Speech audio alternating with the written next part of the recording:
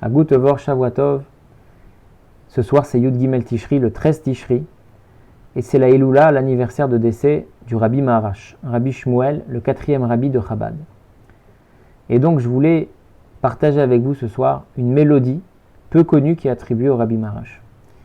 Avant ça, j'ouvre une petite parenthèse, le Rabbi nous a enseigné que le jour de Yud Gimel Tishri, le 13 Tishri, c'est aussi un jour particulier pour une autre raison. C'est que d'après la tradition, Avraham Avinu a fait sa Brit Mila le jour de Kippour, donc le 10 Tishri, et on sait que par la suite, Hachem s'est dévoilé à Avraham en récompense de la Brit Mila. Comme on voit dans la Torah, Vayera Elav Hachem. Hachem s'est dévoilé à lui. Et nos maîtres nous disent c'était quand qu'Hachem s'est dévoilé à Avraham. C'était 3 jours après la Brit Mila. Parce qu'on sait que 3 jours, le 3e jour de la Brit Mila, on dit que c'est là où les souffrances sont les plus intenses. Donc c'est à ce moment-là qu'Hachem s'est dévoilé à Avraham pour le guérir, pour amoindrir ses souffrances, pour lui montrer combien il chérissait la mitzvah qu'il avait faite. En tous les cas, d'après ce conte, si Avraham il a fait la Brit Mila le 10 Tishri, donc le jour de Kippour, 3 jours après, le jour où Vayera Elav Hachem, où Hachem se dévoile à Avraham dans la Torah, c'était donc le 13 Tishri, Yud Gimel Tishri, donc c'est ce soir. Donc c'est un jour particulier. En tous les cas, en ce qui nous concerne, c'est le jour de la Hilula du Rabbi Maharash. Alors tout le monde connaît le Nigun, les Chatrila Riber du Rabbi Maharash, qu'on chante tous les matins, tous les Shabbat matins dans les Batei Chabad, quand on fait la Kedusha. Mais il y a une mélodie du Rabbi Maharash qui est moins connue. La mélodie, la Tnoua de Shuvu Shuvu. C'est quoi? C'est le texte de la Ne'ilat de Yom Kippour, un verset qui nous dit comme ça: Shuvu Shuvu midarkechem haraim, revenez, revenez de vos mauvais chemins, de vos mauvaises voies. Velama tamutu bet Israël. Pourquoi devriez-vous mourir, maison d'Israël? Sous-entendu, faites tchouva pour ne pas mourir. Qu'est-ce que ça donne la mélodie? Ça donne ça. Shuvu, shuvu, midarkechem harayim, velama tamutu beis Yisrael. Shuvu,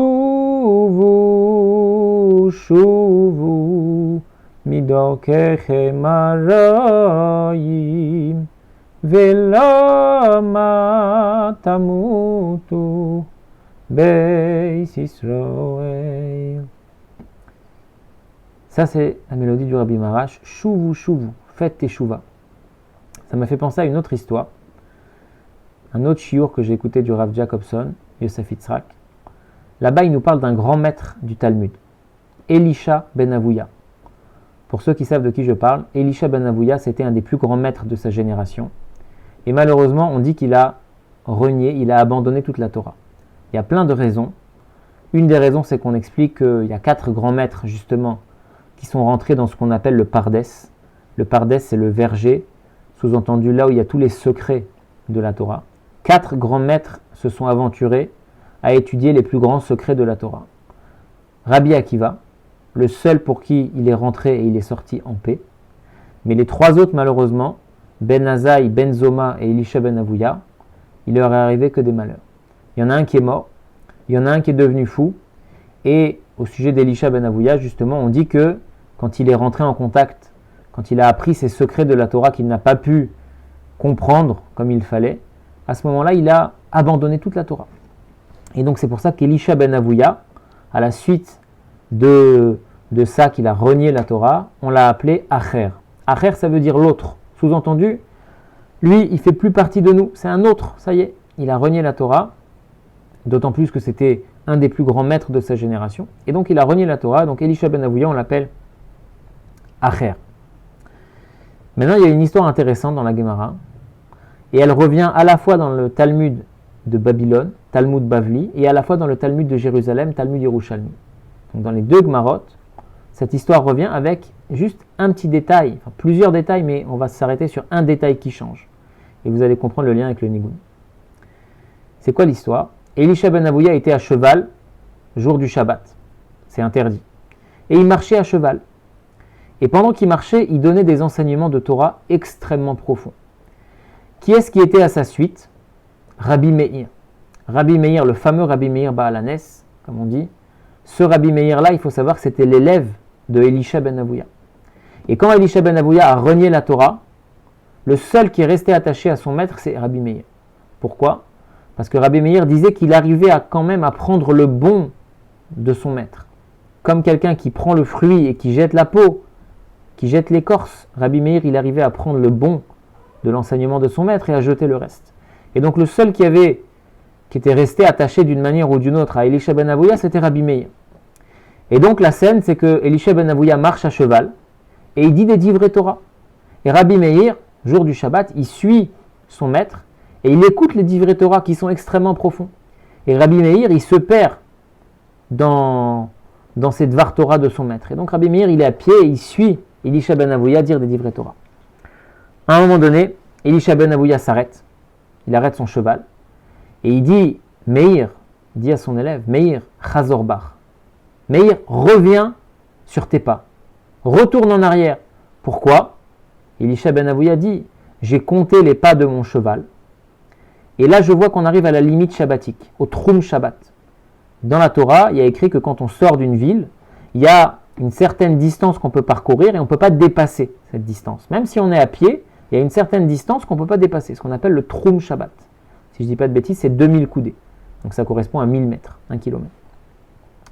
En tous les cas, regardez la grandeur d'Elisha ben Avouya. Elisha ben Avouya disait des divrei Torah sur son cheval, tellement profond que Rabbi Meir, le grand Rabbi Meir, était perdu dans ses pensées. Et malgré ça, Elisha ben Avouya avait en même temps compté les pas de son cheval pour dire à un moment, ça y est, stop, il faut s'arrêter, sinon, Meir, tu vas dépasser le Troum Shabbat. Donc il lui dit, Chazor bar, Meir, reviens sur tes pas, arrête-toi là, sinon tu vas dépasser le Troum Shabbat. Moi, je continue, parce que moi j'ai abandonné la Torah, donc moi je peux, mais toi qui es un juif pratiquant, Chazor bar, Meir Chazor bar, reviens sur tes pas. Et là, Rabbi Meir, quand il a entendu ça, il en a profité, et il a dit à son maître, Elisha ben Avouya, toi aussi Chazor bar, toi aussi fais tes shuvah, toi aussi reviens en arrière. Et Elisha ben Avouya, il lui dit, moi je ne peux pas faire tes shuvah. Comment ça, tu ne peux pas faire tes shuvah? Alors Elisha ben Avouya lui dit, j'ai entendu une voix céleste qui disait, Shuvu banim shovavim, revenez mes enfants égarés, chutz me acher, sauf acher, sauf l'autre, sauf, donc lui. Donc Elisha ben Avouya, il dit à Rabbi Meir, je ne peux pas faire tchouva moi. J'ai entendu une voix qui disait, revenez tous mes enfants égarés, sauf acher. Donc moi je ne peux pas faire teshuva. La même histoire elle est dans le Talmud de Jérusalem, sauf que là-bas, Elisha ben Avouya il dit quoi? Il dit, j'ai entendu une voix qui disait, Shuvu banim shovavim, chutz mi Elisha ben Avouya. J'ai entendu une voix céleste qui disait, revenez mes enfants égarés, sauf Elisha ben Avouya. C'est quoi la différence entre les deux?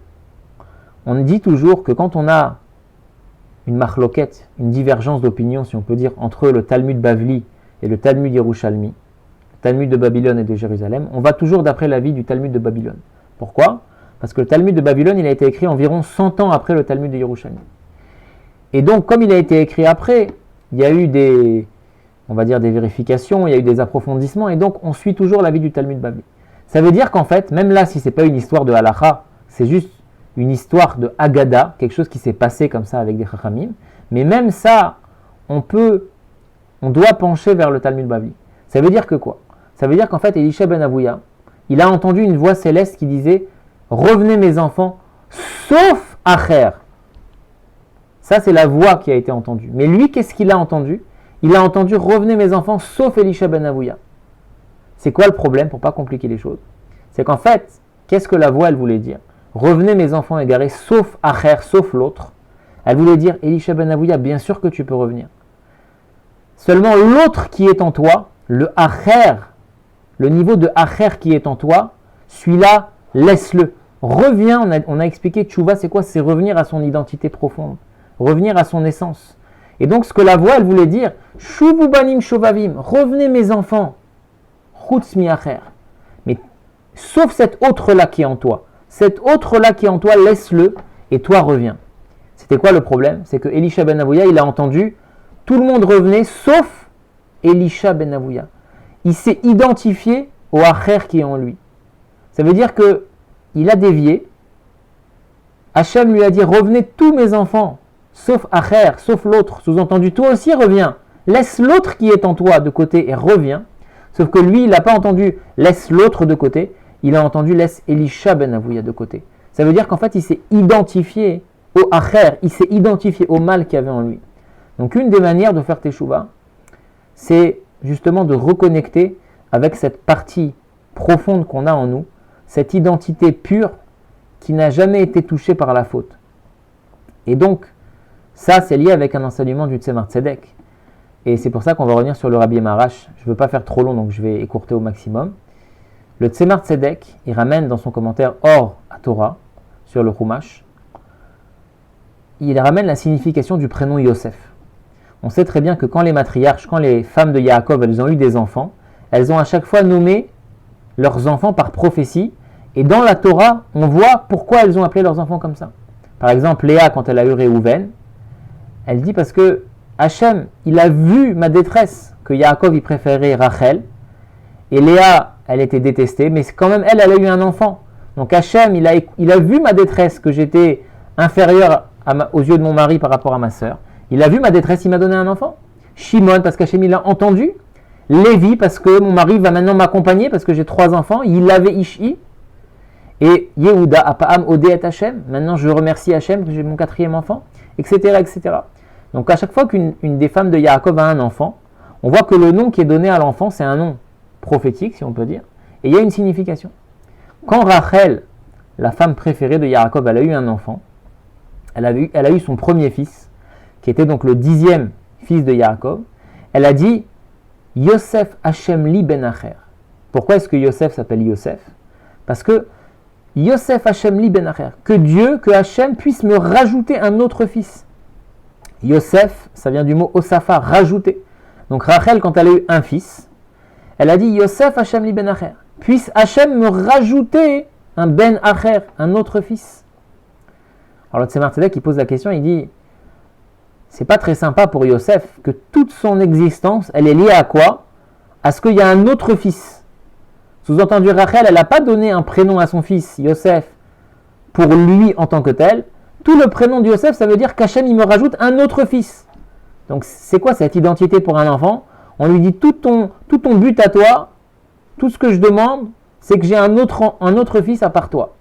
Ça, c'est pas très correct, c'est pas très gentil. Alors le Tzemar Tzedek qui dit c'est quoi Yosef Hashem li ben Acher? Que Yosef, il a la force de quoi? Ben Acher, de transformer le Acher en Ben, de transformer celui qui est étranger, qui est un autre, qui est un Acher, en fils. Alors c'est valable avant tout pour soi-même. Le Acher qui est en nous, on peut le transformer en Ben. Donc c'est ça que Rachel, elle a donné comme bracha à son fils, si on peut dire. Yosef Hashem li ben Acher. Yosef, toi mon fils Yosef, tu auras la force de ne pas t'identifier à ton Acher, mais à ton Ben. Ça veut dire transformer la partie négative en positif. Le Ben Acher. Le Acher, tu le transformes en Ben.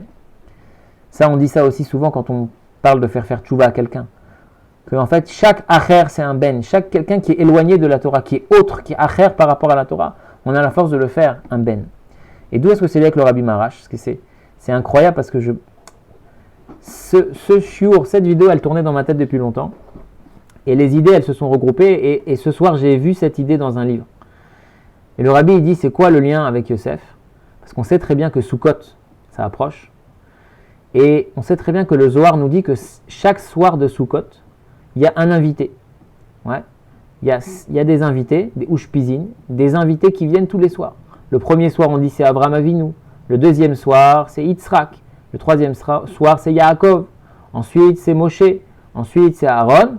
Et le 6e jour, on dit c'est Yosef Hatzadik.